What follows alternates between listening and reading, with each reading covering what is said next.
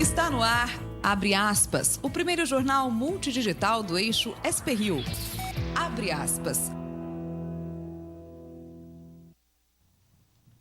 Olá, muito bom dia. Terça-feira, 5 de fevereiro. Começa agora o Abre Aspas, o primeiro jornal multidigital do Vale do Paraíba.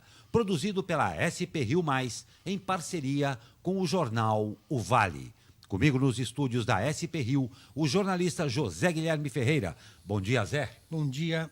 A caminho. E nosso comentarista, o cientista social Agliberto Chagas. Muito bem-vindo. Bom dia. Bom dia. E vamos começar com os destaques desta edição. GM diz que vai investir 10 bilhões de reais no Brasil entre 2020 e 2024. Ministério Público Paulista irá avaliar a situação das barragens do Estado. Detalhes da lei anticrime apresentada pelo ministro Sérgio Moro. STF, denúncia contra Temer na primeira instância. Este e outros destaques logo depois do comercial.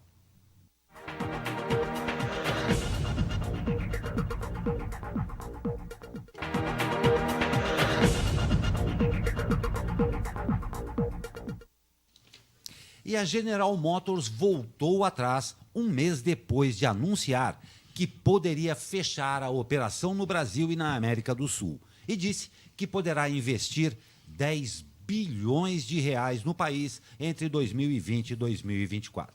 Mas a montadora afirmou que o investimento dependerá das negociações com os sindicatos e da redução de custos com concessionárias e fornecedores. Em nota, o presidente da GM Mercosul, Carlos Zarlenga, garantiu que os novos investimentos servirão para um futuro sustentável aos negócios da montadora. Esta é a primeira vez que a GM declara a possibilidade de investir em São José, que vem sendo ameaçada de ser fechada por razão dos custos. E aí nós já temos um problema sério também, né, o Agliberto? A gente, na verdade, há 3 semanas atrás, por aí, a gente comentou aqui essa questão da General Motors, né? E eu colocava que todo começo de governo ela coloca na mesa um plano e esse plano tem um certo... Eu não gosto de chamar a palavra chantagem, porque seria leviano da minha parte, mas eles colocam isso como um ponto de negociação para conquistar alguns benefícios, ao invés de mexer nos fatores de competitividade. Eu tenho colocado isso porque a gente sempre tem uma tendência de olhar a empresa assim, não, a empresa vai gerar emprego, vai fazer aquilo e tal, mas ela tem que ter competitividade, senão ela não funciona, o mercado é cruel, né? E a tecnologia está ultrapassada em alguns carros, os carros estão caros, obviamente, então aí começa a fazer água. Eu sempre brinco o seguinte, tá um monte de asiático olhando para a GM assim, né? Se ela vacilar, ela vai ser invadida. E como foi na década de 80 nos Estados Unidos, no final da década de 80, perdeu um grande fatia de mercado no próprio Estados Unidos para Toyota, Mitsubishi e outros carros japoneses e asiáticos, né? O que impressiona é que há 2 semanas ela ia fechar. Depois de 2 semanas, ela tem 10 bilhões para investir. 10 bi, né? E uma coisa interessante, ela foi no governo federal, levou um sacode lá do Paulo Guedes, né? Agora ela correu para o Dória para fazer um pacote com o governo do estado de São Paulo. Quer dizer, então mostra que realmente isso não está legal, não. Na minha opinião, tem que mexer em vários fatores, inclusive na própria GM tem que cortar na carne dela, rever o programa de competitividade, atualizar a tecnologia e outras coisas aí que precisam ser resolvidas, e não simplesmente buscar benefícios do governo, né? Agora, a boa notícia qual que é? O investimento de 10 bilhões, uma parte disso vindo para São José dos Campos, na minha opinião, nós temos aqui no Vale do Paraíba, nesse eixo Rio-São Paulo, mais de 6 montadoras. Né? Nós temos um cluster aqui, um arranjo produtivo forte, com fornecedores de primeiro nível e tal. Então tem que se criar como a gente fez no passado lá, com o pessoal do setor aeroespacial e defesa. Capacitar as empresas, trabalhar novas tecnologias, trabalhar pacotes de impostos, mas tem que fazer um trabalho forte de formação de mão de obra. Muita gente acha que quem precisa se capacitar são as pequenas só, né? Não, aliás, a grande responsável pela liderança da competitividade, são as empresas integradoras, que a gente chama, né? Então, nós temos uma Ford, uma GM, temos aí várias aqui no Porto Real, você tem a Volkswagen Caminhões, enfim. Nós temos uma oportunidade única, de novo, de criar um setor automotivo forte na região. Pois é, e agora falando um pouco da Prefeitura de São José dos Campos, que retirou a exigência de viver no município para convocar membros da sociedade civil para integrar o Conselho Municipal de Mobilidade Urbana. A decisão foi realizada após a Defensoria Pública questionar a legitimidade do Conselho e da escolha de seus membros. A repercussão negativa fez com que fosse aberta uma vaga titular para representante de usuário do transporte público e 2 vagas de suplente. O prazo para a inscrição foi expandido. Os interessados em compor o conselho têm 30 dias agora. A última inscrição ocorreu apenas 10 dias antes da primeira reunião. A criação do Comob foi uma das exigências que a Justiça estabeleceu depois de barrar o aumento na tarifa ao considerar que o governo não promoveu efetiva participação popular no processo. Procede, realmente não houve isso daí? Acha que está de acordo mesmo essa nova tramitação aqui? Eu acredito que isso é uma tendência aí que está acontecendo e é importante, né? A participação das pessoas que usam efetivamente o sistema. É fundamental elas estarem no conselho para, obviamente, aferir aqueles resultados que estão sendo colocados ali. Eu sou um crítico do sistema de mobilidade de São José dos Campos, porque, na minha opinião, não existe concorrência de verdade. Eles são 3 empresas que fizeram um arranjo ali de blocos e tal. Isso não funciona direito, a gente tem visto agora. Também sou crítico a essas tarifas diferenciadas, né?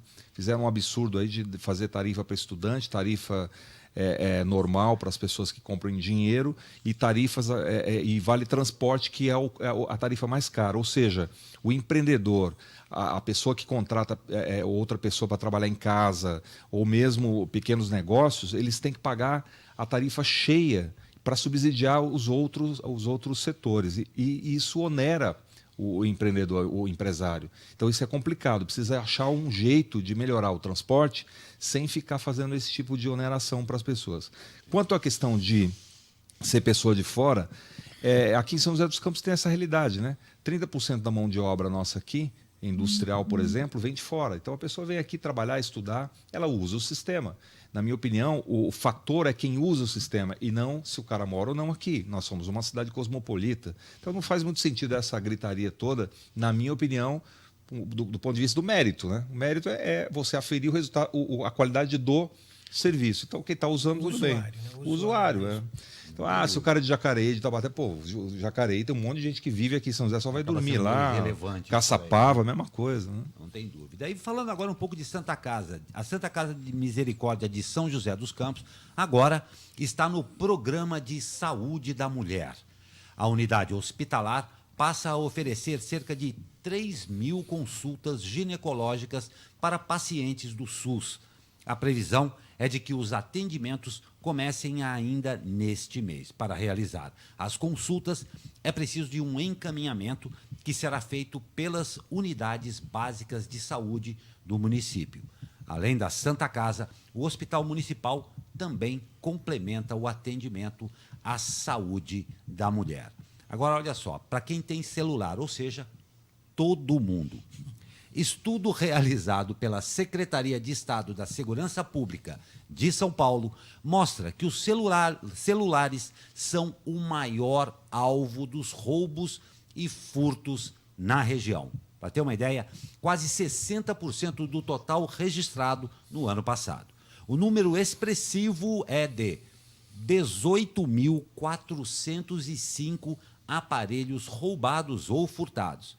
É menos do que em 2017, quando o número passava de, pasme, 25 mil. Entre as cidades da RM Vale, São José lidera os roubos e furtos de celulares registrados, seguidos de perto por Taubaté e Jacareí. Teve uma época que era tênis, né? Eu acho que isso aumentou bastante com o assalto que teve na Vivo aqui do Shopping Colinas, né? O cara roubou uma bolsa de uma vez, né? Um monte de celular lá recentemente. Agora, tem uma questão, né, Glauco? Esse mercado só existe porque alguém compra produto roubado, né? Exatamente. Então, é importante também olhar sempre do outro lado. Vamos comprar coisas com origem limpa, com certificado, com garantias e tal, para não ficar alimentando esse tipo de situação aí de roubo, né? Então, quase uma economia paralela. E uma outra coisa, fica aqui um toque para você também. Tome cuidado. Sabe, a gente vê muito hoje o nível de exposição que as pessoas estão na rua. Elas não olham mais para cima, elas olham para o celular. Você está se vulnerabilizando também na medida em que você está expondo o seu equipamento ali e facilitando, porque não está guardado em lugar nenhum. Então facilita muito isso daí também, né? Com certeza. Cuidado com a sua segurança. Prosseguindo, o Ministério Público abriu esta semana um inquérito para apurar as barragens com potencial de risco ou dano à população e meio ambiente. Também serão verificados, Ministério Público aí de São Paulo, né? Também serão verificados os procedimentos de fiscalização e se esses órgãos responsáveis estão sendo transparentes com a sociedade em relação às condições dessas barragens. O inquérito assinado pelo promotor de Justiça do Meio Ambiente em São Paulo pede que a CETESB esclareça qual o número de barragens e diques licenciados no estado, indicando quais deles apresentam riscos para a população. Segundo o último relatório da ANA, a Agência Nacional de Águas, feito em 2017, existem atualmente 2 barragens preocupantes em São Paulo. A primeira é a represa de Salto Alto, em Americana. Já a barragem de rejeitos de mineração em Salto de Pirapora tem dano médio. Porém, pelo seu grande tamanho, ela tem um alto potencial de dano. O relatório também apura que no Brasil, até 2017, existiam 45 barragens em situações preocupantes, que somam alto risco de rompimento e também um grande potencial de dano à preocupação. Fica aqui uma pergunta, até para a gente imaginar isso daí. Se não fosse ter sido arrombada a porta, haveria todo esse tipo de interesse agora, porque o tipo de dúvidas que eles colocam aqui, vamos ver se não se tinha absolutamente nenhum controle sobre nada. É o que dá a entender, vai aparecer pelo menos, não é não? Com certeza, né? Se tivesse, estaria muito mais claro a situação. Né? Que coisa absurda. Outra Agora, coisa... Você acha que um relatório que aponta que em 2017 tem 45 barragens em situações preocupantes, você acha que fizeram alguma coisa de 2017 para cá? Com certeza não. Aliás, se tivessem feito, não precisava fazer lobby como fizeram aí em dezembro do ano passado em Minas, aí, né, na Assembleia, para aprovar licenças, correndo, coisas assim. Então, a preocupação não é só Minas Gerais, né? O Brasil tem essa política. O Pará é um grande produtor de minério também. Também tem vários problemas lá. Paraupebas, aquela região ali que produz minério de ferro, tem situações bem precárias. Infelizmente, vai ter que se endurecer esse negócio. E o que mais me incomoda é saber que existe tecnologia hoje, e já, inclusive, uma tecnologia boa do ponto de vista competitivo, que faz aquela lama ficar seca, e aí você não precisa da represa. Ela acaba fazendo aterros, inclusive pode ser... impermeabilização daquele produto. Né? Ela pode, inclusive, ser usada na construção civil, para fazer estradas, tijolo, coisas assim. É inacreditável um negócio desse. Um dia desse eu estava ouvindo lá a história de Brumadinho, só um pequeno parêntese, e eu vi um executivo de Brumadinho falando: não, nós pagamos o que for preciso para indenizar, para confortar. Não existe isso. Não existe isso de pagar o que é possível, o que é preciso. Uma vida não dá para indenizar. Não dá, isso aí. E outra coisa, se vai pagar indenização, por que não investe? Se tem dinheiro sobrando lá, porque tem mesmo, a Vale tem um potencial enorme de caixa, né? E aí por que não investir em tecnologia? Aliás, já existem algumas áreas de mineração dela que já está usando isso. Por que não faz isso, então, como falta de fiscalização, é o jeitinho brasileiro.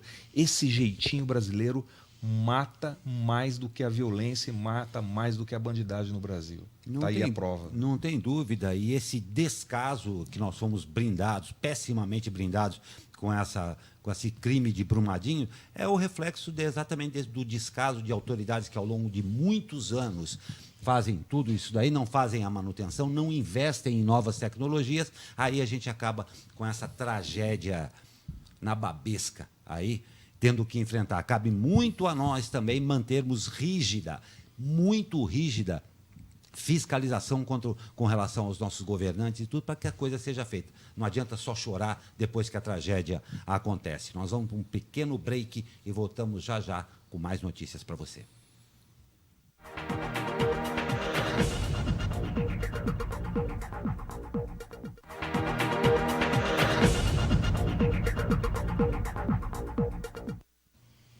O nosso presidente conversa lá com o Congresso. Na mensagem lida no início oficial dos trabalhos legislativos, o presidente Jair Bolsonaro disse que o grande impulso de um novo ambiente para o país virá com o projeto da nova Previdência.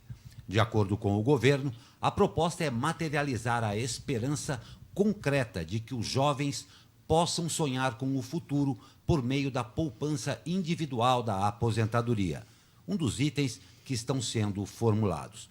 Bolsonaro ainda afirmou que a iniciativa procura elevar a taxa da poupança nacional, criando condições de aumentar os investimentos. No texto, Bolsonaro declarou guerra ao crime organizado e garantiu que não irá descansar enquanto o Brasil não for um país mais seguro. E finalizou a mensagem dizendo que rejeita as ditaduras, opressão e desrespeito aos direitos humanos, além de pedir aos congressistas respeito ao país e dignidade no exercício de cada função. O comentário do jornalista José Guilherme Ferreira. Eis a questão.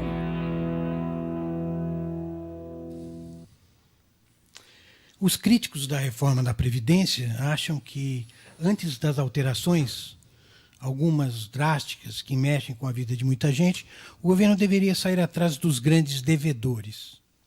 A Folha de São Paulo de hoje informa que o governo pretende sim correr atrás dos caloteiros, montando uma espécie de força-tarefa, Procuradoria-Geral da Fazenda, Receita Federal, com apoio da própria Previdência. A parcela relacionada a débitos da Previdência na dívida ativa da União cresceu 14% no último ano, fechando 2018 em 491,2 bilhões de reais. O governo sabe que 1/3 das dívidas são irrecuperáveis, mas existem aquelas que podem ajudar, sim, a cobrir pelo menos um pedaço do rombo fiscal. Devem para a Previdência bancos públicos, bancos privados, governos estaduais, prefeituras, empresas aéreas, estatais, hospitais públicos e privados, multinacionais, clubes de futebol, entidades filantrópicas entre aspas, porque há aquelas filantrópicas lucrativas, grandes empreiteiras, prestadores de serviços, etc, etc. O governo sabe, por exemplo, que 77 inscritos na dívida pública respondem por 10% dos débitos. Sabem direitinho os endereços, os nomes. Tem mesmo que correr atrás e recuperar esse dinheiro sem concessões. Sem concessões é a tônica, não é, Agilberto? Muito bem. Acho que uma coisa, outra coisa. Né? O déficit da Previdência ele é perene. Então, todo mês tem lá um déficit. E isso é custo fixo, é despesa fixa, ali não tem jeito. Então, por mais que você receba 100% desses 491 bilhões, se não estancar o que está gerando o déficit, vai continuar, depois que pegar esse dinheiro e gastar, ele vai continuar gerando o déficit. Então, precisa atacar nas duas frentes. Cobrança é cobrança, é justiça, melhorar os mecanismos de cobrança do governo, que, aliás, só existe esses 491 bi, muitas vezes porque a burocracia é tanta... Não pode deixar de dever, né? Não pode deixar de dever. E outra coisa também, tem empresa que quebra, tem dono que morre, aí fica parado, o negócio falha, e como é que faz, né? Então tem que limpar todo esse meio de campo. Não tem sentido, por exemplo, uma empresa devedora da Previdência ser fornecedora do governo, fazer acordo lá para... E milhões, bilhões. Então, isso é uma coisa. A outra coisa é o ajuste que a Previdência tem que ter. Os penduricalhos, os benefícios, privilégios da classe política, privilégios do judiciário. E os militares? Os militares, né? Precisa resolver isso de uma vez, equacionar tudo isso. Então, eu acredito, e eu estou falando isso com dor no coração, porque eu estou prestes a ter direito à minha aposentadoria no modelo anterior. Eu comecei a trabalhar muito cedo, com 14 anos, e mais aí 4, 5 anos eu estaria aposentado. Com uma proposta dele aí, eu vou pagar um pênalti aí de uns 10 anos aí. Mas, de qualquer forma, e se não fizermos isso, lá na frente, a molecada que está começando o mercado de trabalho hoje não vai ter dinheiro para aposentadoria, né? E aí nós vamos sofrer o que outros países sofreram. Não é fácil mexer nisso, também não é fácil mexer como aconteceu no governo Lula, como aconteceu no governo Fernando Henrique Cardoso, que mexeu paliativamente, mais ou menos, e estourou de novo agora, né? Então precisa resolver o problema para o futuro e fazer uma coisa sustentável. Vamos esperar. E da saúde financeira, a saúde do presidente. O presidente Jair Bolsonaro foi submetido a um tratamento com antibióticos na noite de ontem, após apresentar uma leve febre e alteração de alguns exames laboratoriais. Esse aumento pode indicar processo infeccioso, segundo o porta-voz da presidência, Otávio do Rego Barros. Como os antibióticos devem ser ministrados por 7 dias, ele deve permanecer no hospital por mais este período. Segundo o boletim médico divulgado ontem à noite, exames de imagem mostram uma coleção líquida ao lado do intestino na região da antiga colostomia. O presidente está internado em unidade de cuidados semi-intensivos no Hospital Albert Einstein e permanece em jejum oral, com sonda nasogástrica. Bolsonaro segue realizando exercícios respiratórios e de fortalecimento muscular no quarto. Por ordem médica, as visitas permanecem restritas. Ele está acompanhado da esposa Michele e do filho Carlos Bolsonaro. E a notícia que dominou aí as manchetes.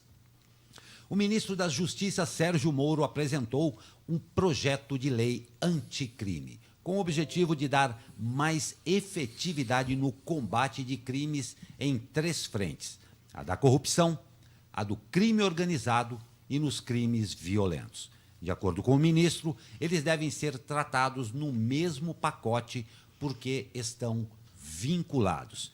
Veja os principais pontos da proposta. Caixa 2. Será crime arrecadar, manter, movimentar ou utilizar valores que não tenham sido declarados à Justiça Eleitoral. Essa prática é comumente chamada de Caixa 2. Prisão após segunda instância. Determina que a prisão após condenação em segunda instância seja a regra no processo penal. O que você acha disso?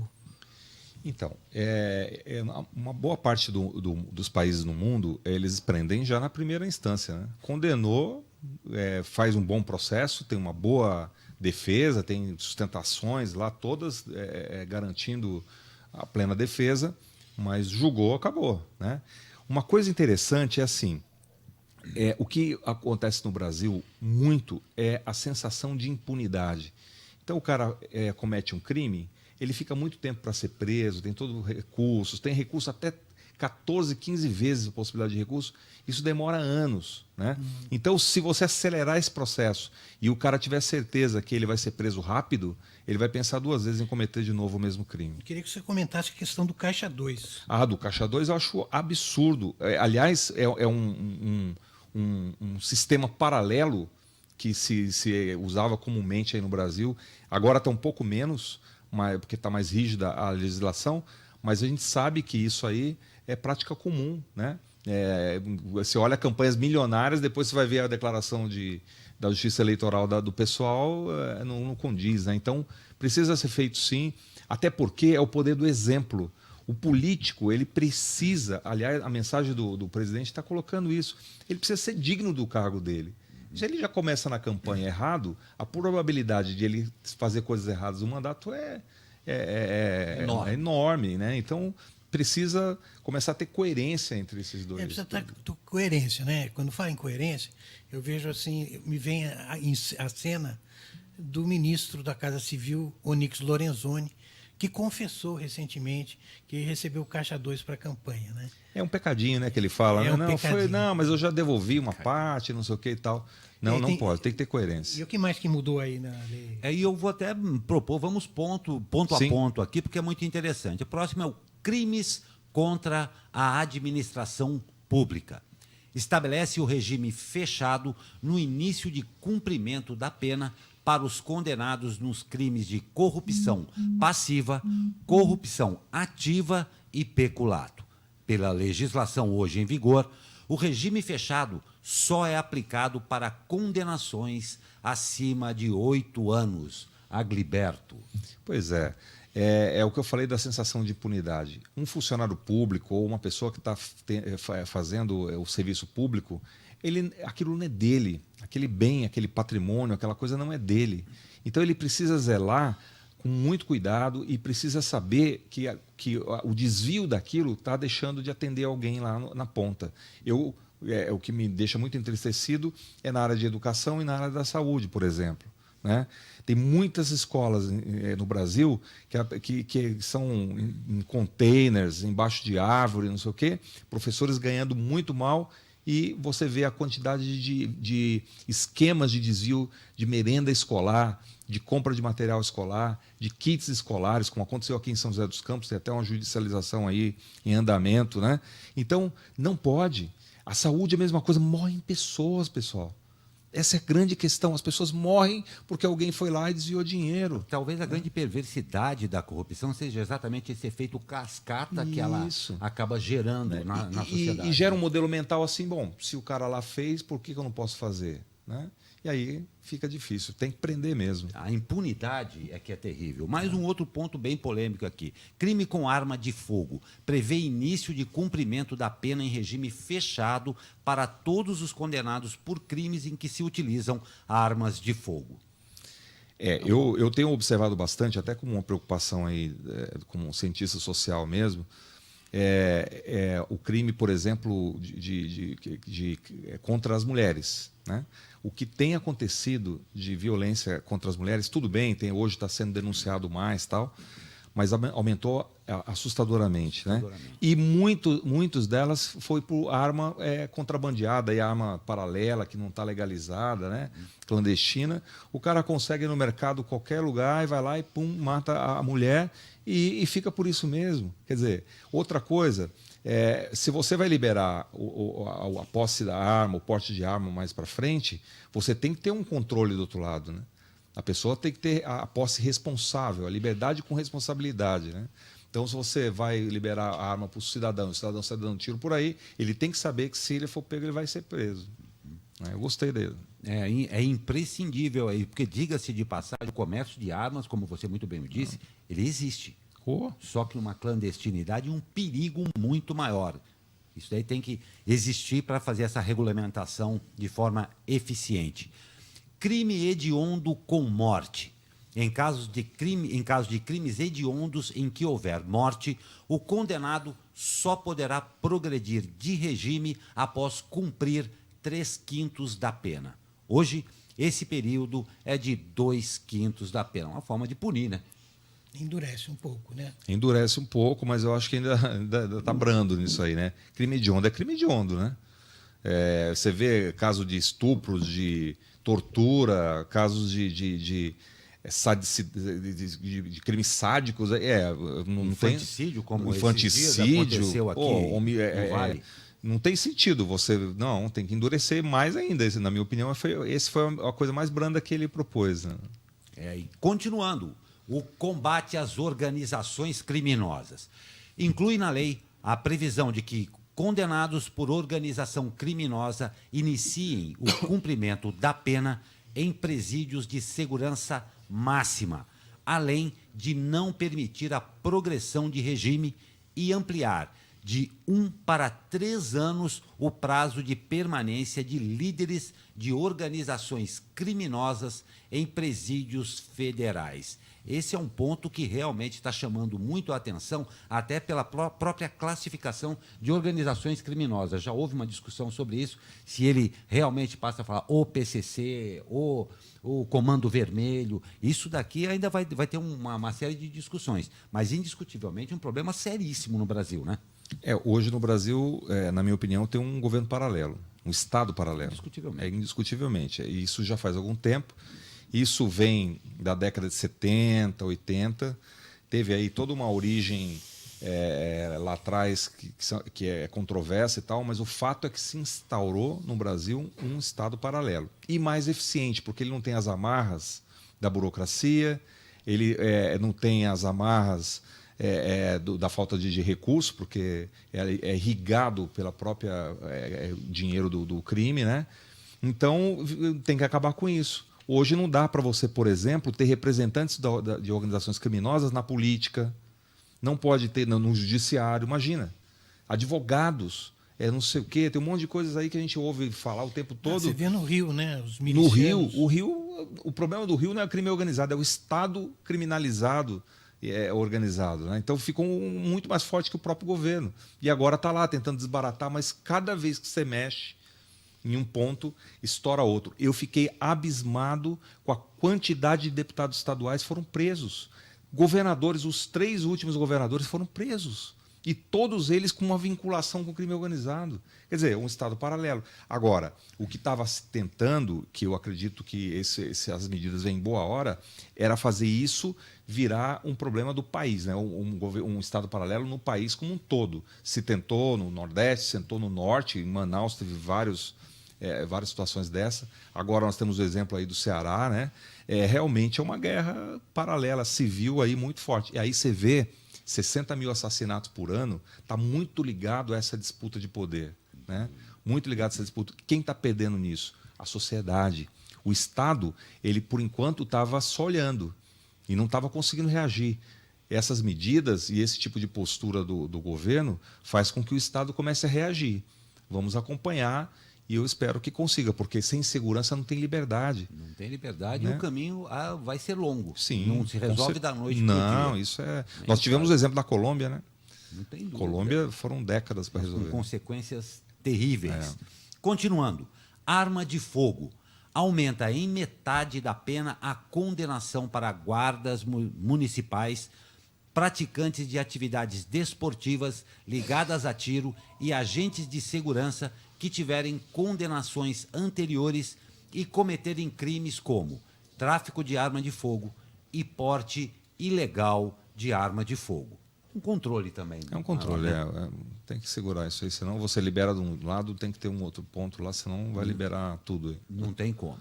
Além dessas, a lei anticrime também prevê ações em áreas como confisco de bens, pagamento de multas, aplicação do tribunal do júri e ações em legítima defesa. O projeto será enviado pelo governo ao Congresso Nacional para entrar em vigor, deve ser aprovado por deputados e senadores. A gente espera realmente que exista esse trâmite todo aí para acontecer. O grande oxigênio do crime organizado é o dinheiro, né? Dinheiro em espécie, principalmente, né? Você tem que controlar isso. E essas medidas, elas buscam... o Moro, uma das metodologias vencedoras dele é o siga o dinheiro, né? Siga o dinheiro. Esse siga o dinheiro, a gente vê hoje pessoas que declaradamente não têm nada, mas ostentam uma vida, tem carrões, tem não sei o quê. Preciso dar uma olhada nisso. Queiroz, né? E tem os Queiroz da vida aí, né? Então precisa olhar isso. Esse pessoal tem que saber que tem lei no país e o Estado está presente na vida da sociedade, né? Façamos votos, façamos votos. E continuando na nossa caminhada aí, talvez para um novo Brasil. Denúncia contra Temer na primeira instância. O ministro do STF, Luiz Roberto Barroso enviou para a primeira instância da Justiça Federal, em Brasília, a denúncia apresentada em dezembro do ano passado contra o ex-presidente Michel Temer e mais 5 investigados pelos crimes de corrupção ativa, passiva e lavagem de dinheiro. O ministro também decidiu abrir 5 inquéritos para aprofundar as investigações.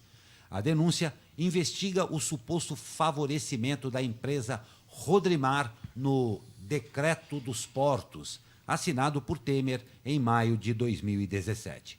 O Palácio do Planalto se posicionou e disse que Temer provará sua inocência.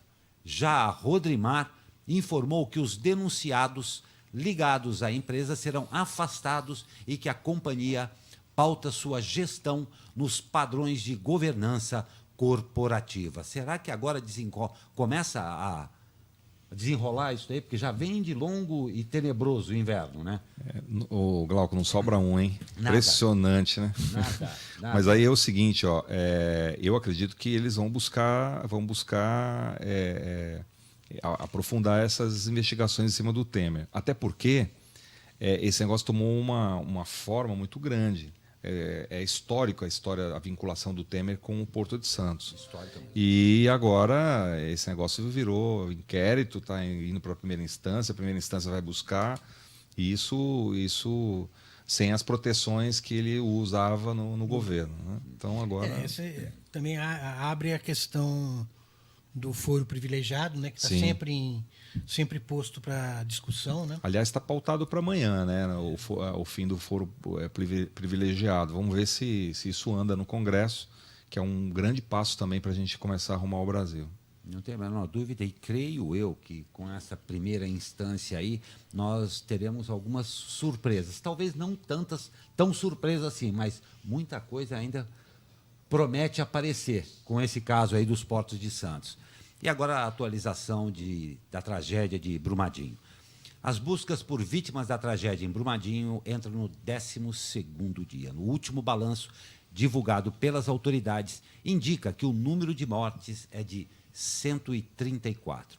Há ainda 199 pessoas desaparecidas e outras 395 que foram localizadas após o rompimento da barragem da Vale, que ocorreu no trágico 25 de janeiro. Ontem, a chuva que atingiu Brumadinho atrasou o início das buscas, que começaram apenas por volta das 8 horas, restritas a buscas a pé e em botes, em um trecho do rio Paraopeba. Hoje, a situação das buscas já está normalizada. Trabalharam no local mais de 250 bombeiros e 22 cães farejadores. Né? Isso aí. Essa tragédia, eu acho que deixa... Você fala todas as notícias do dia, esse daí nós estamos no 12º dia, é sempre uma coisa que abate, seja aqui no nosso jornal, ou seja numa conversa de bar. Tocou nisso aí, toca todo mundo, né? Essa relação promíscua entre o Estado, entre o governo e o mercado, ela precisa acabar também, né? Eu estava analisando aí todo o trâmite político da Assembleia de Minas, no finalzinho do ano aí. É vergonhoso, né? É vergonhoso uma represa de rejeitos que já estava no seu limite, ainda eles queriam ampliá-la para usar com a mesma tecnologia. Quer dizer, é muito... Aí você vai vendo agora todos os fatos lá que a gente está observando, não tem um mapa de risco adequado, não tocou a sirene, um monte de coisa que a gente já viu. Recusou projetos de monitoramento avançados. Pois é, aí você vai vendo, pô, mas como é que aprova? Como é que você aprova um negócio desse? Como é que o Estado aprova um negócio desse, né? Então, isso é uma coisa preocupante. A outra coisa preocupante é que mesmo as outras 40 e poucas barragens no estado de Minas Gerais, com adensamentos maiores ainda, como o caso de Congonhas, né, estão na mesma situação. Quer dizer, não pode. A gente precisa... eu gostei de uma notícia que eu vi há pouco, que o governador de Minas mandou fechar 50. Estanca tudo, fecha, e aí agora vão fazer um balanço mais apurado e vamos ver se a gente consegue, pelo menos, substituir a tecnologia. Quer ver uma coisa em Brumadinho? Brumadinho tem uma coisa interessante que a gente discute pouco, é a alma da cidade, né? A alma da cidade é igual a nós aqui com a Embraer, né? Quer dizer, por mais que a gente fale, a São José tem um monte de outros setores, mas a Embraer é um pouco da nossa alma, né? Tem uma história que foi construída em cima disso. Brumadinho era Vale.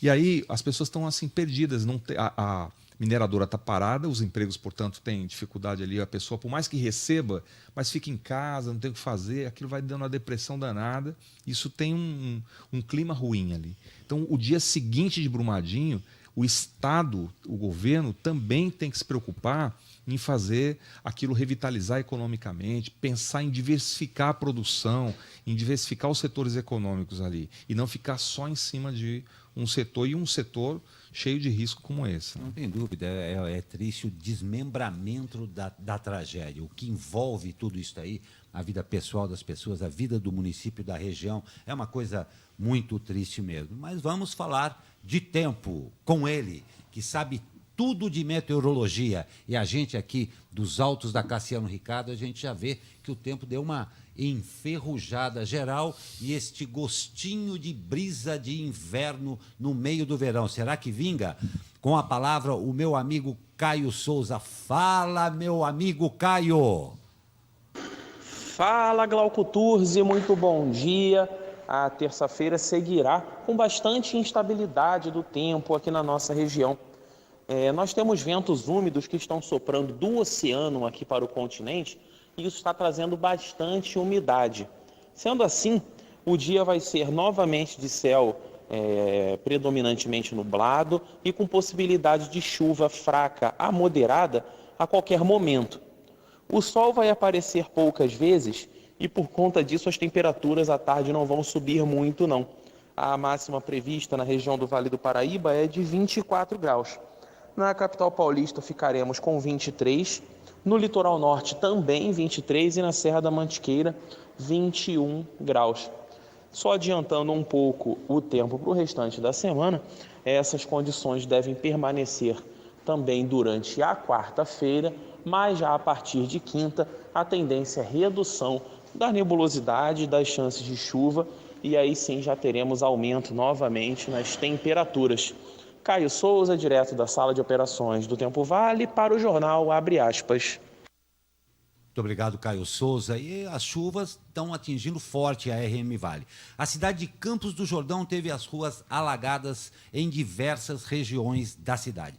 Nesta segunda-feira, a Defesa Civil informou que choveu cerca de 100 ml em 3 horas. Gente, é muita coisa, 100 mililitros. E depois eu estou fazendo esse gancho porque você vai ver uma cena inusitada. Apesar dos alagamentos, nenhum deslizamento de terra ou desabrigados após a chuva foi registrado. Agora presta bem atenção que você vai... Você quer comentar, meu amigo? Quer dizer, não houve deslizamento, mas caiu o terreno do comerciante lá. Então, é exatamente o que nós vamos mostrar. Olha só, chegou essa notícia para a gente, como bem observou o Zé Guilherme aqui, por isso que nós vamos mostrar isso para você. Olha as imagens, no mínimo, inusitadas. Aconteceu em Campos do Jordão, depois das fortes chuvas, você está acompanhando aí. Olha só que coisa. Um desmoronamento no prédio de estoque de um comerciante literalmente derramou esses botijões de gás no rio Sapucaí. Olha que cena interessante. Nossa, nunca tinha visto isso. O rio de botijão. Rio de botijão, o rio de gás, né? Um perigo que acontece... Olha que nem tem nenhum pescador fumando ali na beira da... Exatamente, ainda bem. E não ficou por aí, não. O comerciante disse ter tido um prejuízo por volta de R$60 mil e solicitou, preste bem atenção você aí, a quem recolher os botijões que, por favor, os devolvam. Aí já vai ter um problema também. Isso vai ser um problema sério. Vai ser um problema... modelo mental do brasileiro aí, né? Não tem passando, dúvida, né? mas... Que vai ter gente pescando botijão ali. Pescando botijão, mas um perigo também. Infelizmente. Né? Agora, uma coisa chocante, uma cena não tem outra qualificação, de bestialidade. Você vai ver agora o que aconteceu em Guaratinguetá. Olha que coisa, as câmeras de segurança interligadas ao COI, o Centro de Operações Integradas de Guará, flagram esse veículo desgovernado. Ele passou pela Avenida JK em Guaratinguetá após atropelar um motociclista, como você viu. Olha aí que beleza. Continua ainda pela avenida, passa o canteiro, volta, se sentindo velozes e furiosos. Certeza ele deve estar com algum tipo de droga ou algum tipo de... O que é isso? Alcoolizada, né? Responsabilidade absurda. Vocês me permitem? O imbecil foi preso em flagrante por embriaguez ao volante. Certeza. As imagens do COI ajudaram a identificar o veículo e já foram disponibilizadas para a investigação. Que coisa lamentável, que coisa triste. Colocando em risco a vida das pessoas aí. Não, até fazer com a sua, tudo bem, mas... Meu Deus do céu. Ele atropelou e colocou em risco o outro carro, né? Com certeza. Uma coisa. E vamos de esporte. Novidade no vôlei fora das quadras. O Vôlei Taubaté lançou um aplicativo para facilitar a aquisição dos ingressos para as partidas disputadas no ginásio do Abaeté, em Taubaté. Com ele, não é necessário pegar filas, o que é sempre bom. O aplicativo pode ser baixado no smartphone nas plataformas Android e iOS. O torcedor deve entrar no menu Reserva de Ingresso, digitar nome, CPF, cidade e e-mail. Logo em seguida, a pessoa vai receber o ticket no e-mail cadastrado com o número de reserva. No dia do jogo, o torcedor deve se dirigir até a entrada do ginásio do Abaeté, mostrar seu ticket no próprio celular e deixar seu quilo de alimento não perecível ou a doação da campanha que estiver em vigência. Por meio dessa plataforma, cada torcedor só poderá reservar um bilhete por partida. O torcedor não pode entrar no ginásio se não apresentar o ticket ou não levar a doação. Pelo aplicativo, também será possível acessar as notícias sobre o Vôlei Taubaté, calendário de jogos, resultados, conquistas, total de arrecadações e muitas outras informações. Mas e o São José Basquete, hein? Enfrentou o Pinheiros no Lineu de Moura na noite desta segunda-feira em jogo válido pela 19ª rodada da primeira fase do Novo Basquete Brasil. E foram superados pelos paulistanos pelo placar de 67-83.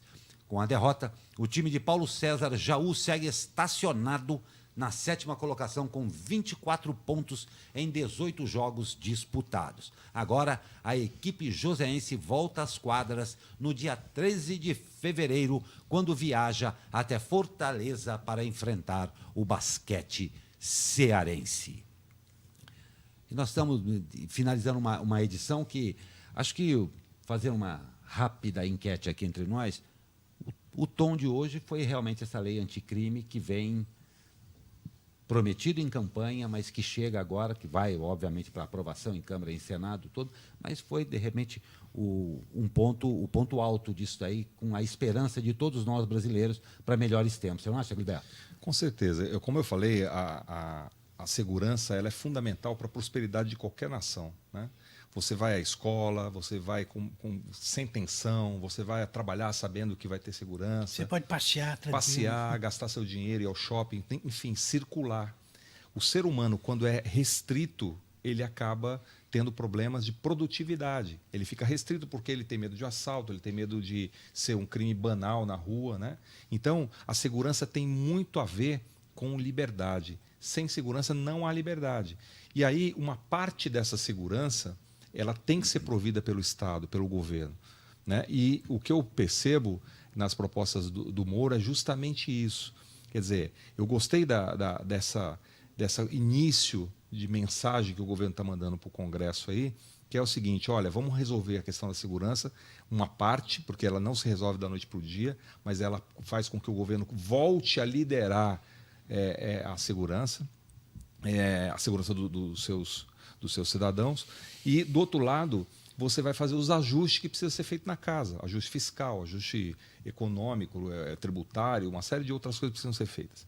E depois nós vamos ter que ter outras campanhas e outros movimentos, outros ajustes, como educação, saúde, são coisas que vêm aí com certeza. Mas isso precisa ser resolvido. Não tem mais sentido, eu sou pai de adolescente, né, eu tenho uma filha de 15 anos, um filho de 13, cada vez que eles saem, um quarteirão para ir comprar pão na padaria, a gente fica preocupado, né?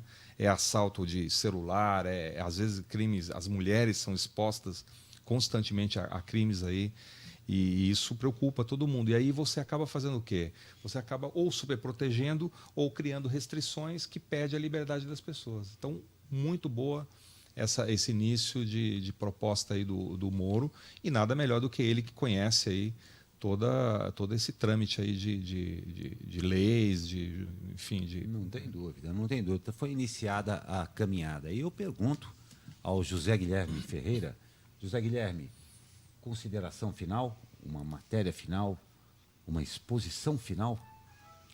Pois é, eu tenho uma, assim. Eu já estava ansioso, esperando também. Veja só essa. Amor pelos animais. A maratonista Poulsin Sinsamoy participava de uma prova na Tailândia quando encontrou pelo caminho um filhotinho, um cão. Ela não teve dúvidas, deixou para lá a questão da sua performance como atleta e carregou o cãozinho durante 30 quilômetros até o fim da prova. Será que ela foi aplaudida? Foi, né? Foram 30 quilômetros, foram suficientes para a maratonista se afeiçoar, se apaixonar pelo cão, que foi logo adotado pela corredora. Sabe como chama o cachorrinho? É Nongshon. Eu queria ver você falar assim, vem Nongshon, vem Nongshon. Vem, Nongshon.